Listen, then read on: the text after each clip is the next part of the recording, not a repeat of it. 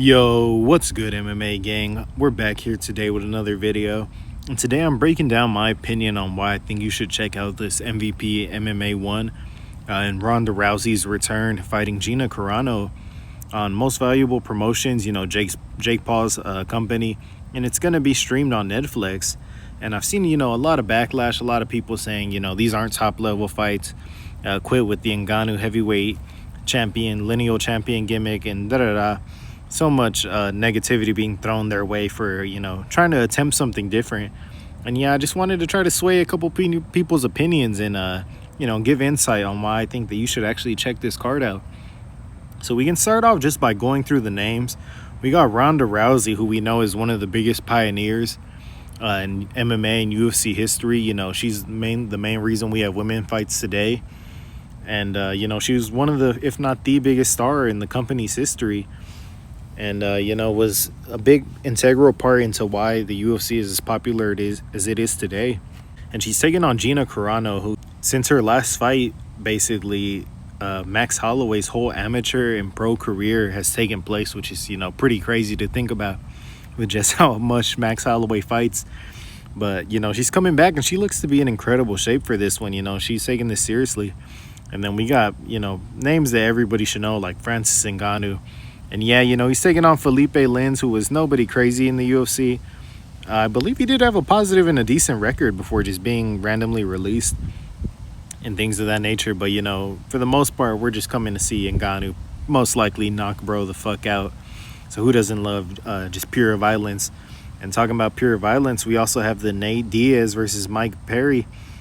Two guys who are just known to leave it all on the line and, really give bloody scraps and not really care for their health or anything like of that nature. So, three top fights that are just hands down worth watching. And then they even put some thought into the undercard. They came out and said the lowest any fighter will be paid on this card is $40K.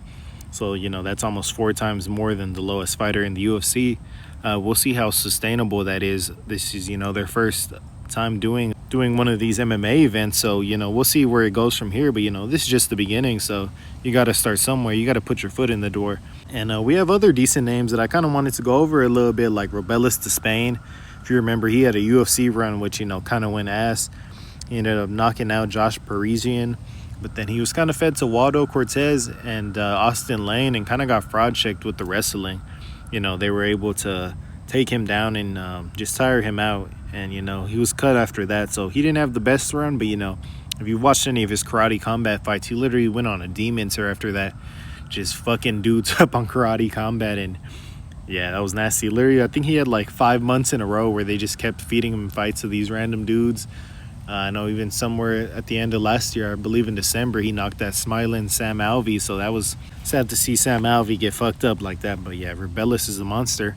He's taking on JDS, so, is a UFC OG, and he's pretty fucking old at this point. It's crazy that he still has to fight, but that's another reason why I think you should check out this card in a sense. Like, this card is just representing, and Ronda Rousey has talked about it, how UFC fighters aren't treated well.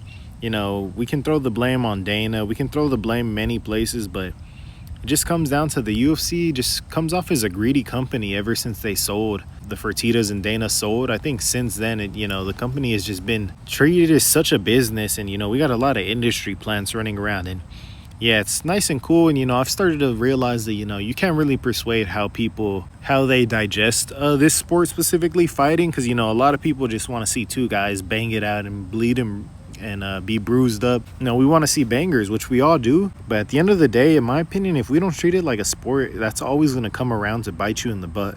Eventually, your favorite fighter is going to get old. And, if you don't really care about any fighters, you'll never care. But if you have favorite fighters, eventually they're going to get old and they're going to be put in a bad position with the UFC most likely. Either they're not going to be able to get out of their contract or they're going to have to be fighting way past their prime because, they didn't make enough money. So, yeah, that's why we have to see someone like JDS come back. And, it's an interesting matchup with Robelis because he doesn't have much around game. So we'll see if JDS can get that one to the ground or if he'll elect to just swing it out. And we have other decent names on the prelims as well with Adriano Moraes. You know, you might remember that he fought Demetrius Johnson in one championship a few years back, and they put on a banger trilogy. Jason Jackson, who's trained with like Gilbert Burns and Kamaru Usman and given them some hard rounds. If you ever hear them talk about training with bro, he's also the only one to beat Yaroslav Amosov, who just competed on this past weekend's UFC card, and he looks to be very elite. So Jason Jackson for sure has them hands. And then we even have like Alex Pereira's little sister on the early prelims as well. So, some decent names. I can't act like I know everybody on this card. But, I've looked into their records and stuff. And, we have some decent matchups. For their first card, they tried to give us something solid. And, I feel like they were able to put together a decent card for us. And, we'll see how it turns out. Another thing that I just wanted to point out that kind of sucks is Larkin ended up pulling out of his fight with Jason Jackson. So Jason Jackson ended up getting a new opponent last minute with him taking on Jeff Creighton, which we'll actually talk about him a little bit more in a second. But what really sucks is that Muhammad Mokaev ended up having to pull out of his fight. He was supposed to fight Adriano Moraes in a good matchup, a good scrap, because Muhammad Mokaev was cut from the UFC, and he's a fighter, which kind of points to that narrative that I wanted to bring up a little bit. That the UFC has become a lot more like boxing. I feel like a lot of fans became fans of the UFC because, we know the best are fighting the best over here. This isn't boxing where we get cherry-picked matchups. But in my opinion, you can believe what you want. You don't have to believe me. But I just feel like the UFC over the past maybe 3, 4, 5 years has become less and less of that, seeing the best fight the best. And we get these stalled-out matchups. We get whatever makes the most sense money-wise, whoever's, able to use their mouth the best and really sell fights.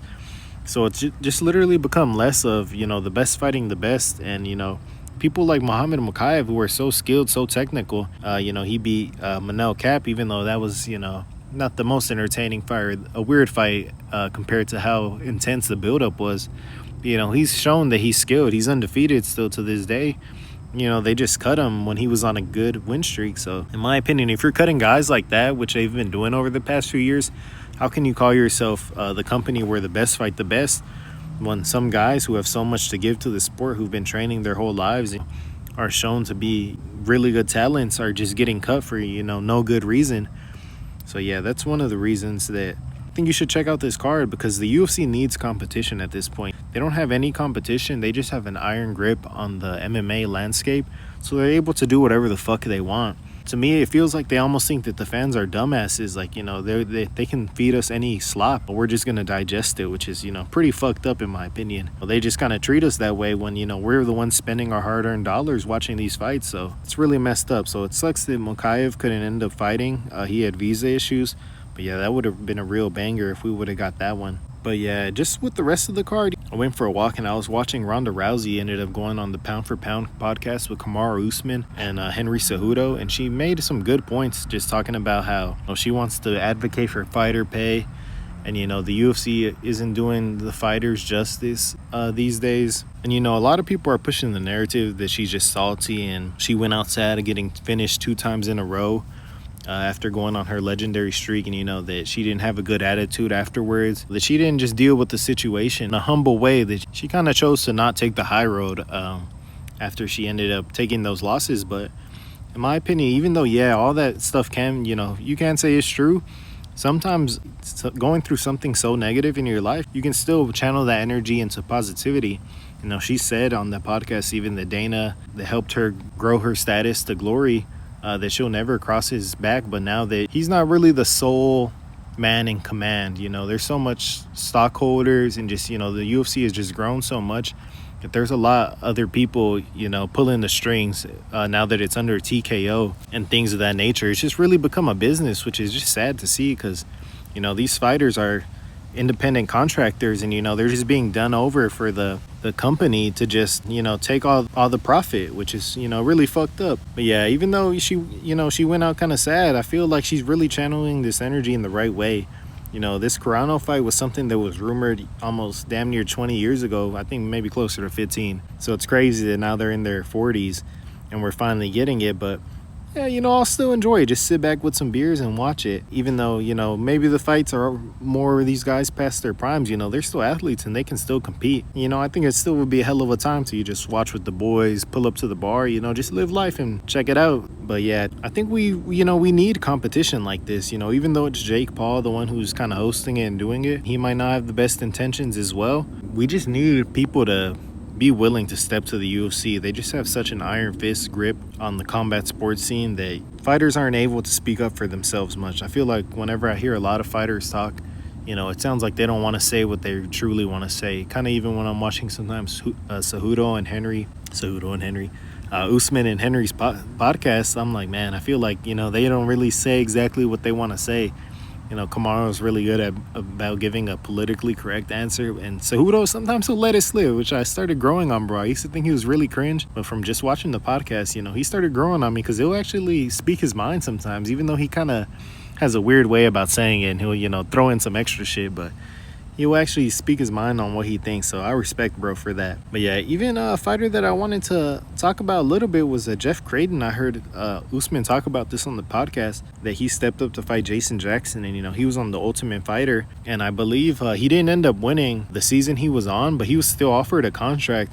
And he decided that he actually didn't want to take that contract because he could just make much more money staying in LFA. So it's just crazy that, some fighters, the UFC is supposed to be the biggest promotion, but some fighters are like, yeah, I think I'll pass on that contract because I can literally just make more money fighting for the promotion I was fighting for before I tried, coming over to you guys.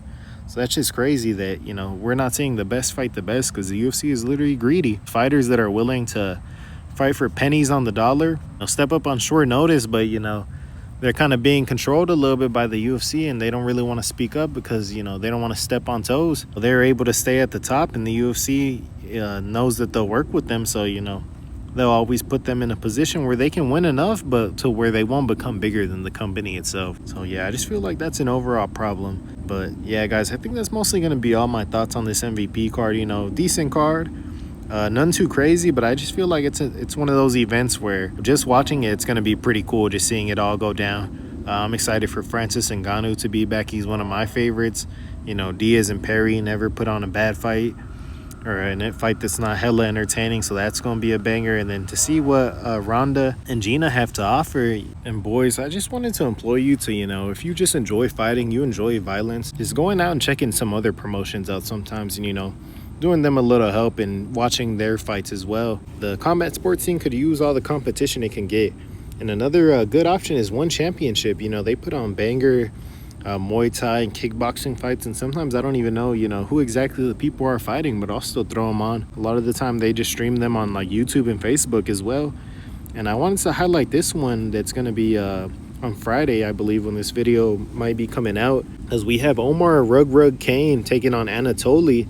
And this is a rematch from their other fight, which went to split decision. Omar Kane, Rug is just this jacked, big African dude with power. Pretty cool for the heavyweight division. His fights are all exciting. Anatoly is actually the one who beat RDR twice before RDR left off to the UFC and, took his undefeated record. I'll send him packing a little bit to give the UFC a try. And, yeah, his only loss is from Rug himself. So, this is going to be a banger rematch. Going to have to check out. And then they got Cade Rotolo in the, the co-main of the prelims. And, he's a really experienced jiu-jitsu guy. He's really up there in the BJJ world. I've always seen, a lot of different posts on him.